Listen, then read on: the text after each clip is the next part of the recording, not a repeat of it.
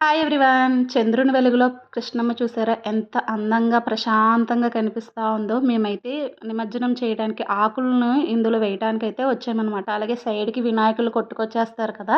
ఆ వినాయకులను మళ్ళీ మా ఆయనైతే కృష్ణా నదిలో వేసేస్తా ఉన్నారు. మనకి స్టెప్స్ కనిపిస్తున్నాయా? లాస్ట్ 7-8 స్టెప్స్ అయితే గనక వాటర్ లేకుండా ఉంది. అంత ఎత్తునైతే కృష్ణమ్మ పొంగుకుంటా వెళ్ళిందనమాట. చాలా డ్యామేజ్‌లు అయితా ఉన్నాయి కదా! అలాగే ఈ స్టెప్స్ కూడా డ్యామేజ్ అయినాయనమాట. వరద బీభత్సానికి చూసారా? ఎక్కడికక్కడ రాళ్ళైతే గనక వెళ్ళిపోతా ఉన్నాయి. ఇలా వెళ్ళినన్నిటిని పోగొట్టారు. వీటినన్నిటిని మళ్ళీ కృష్ణానది పుష్కరాలొస్తాయి కదా! అప్పటికి సెట్ చేస్తారేమో.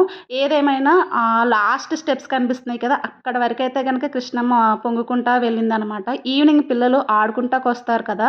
అందు గురించే ఈ వీడియో తీస్తున్నా. పడిపోతారు. పడిపోయినప్పుడు ఇప్పుడు అవి పెంకులు లెగిచిపోయినాయి కాబట్టి దెబ్బలు తగిలేస్తా ఉంటాయనమాట. ఒకసారి ఆ విషయంలో జాగ్రత్తగా ఉండి వాళ్ళని ఆడుకోనివ్వండి. Thank you.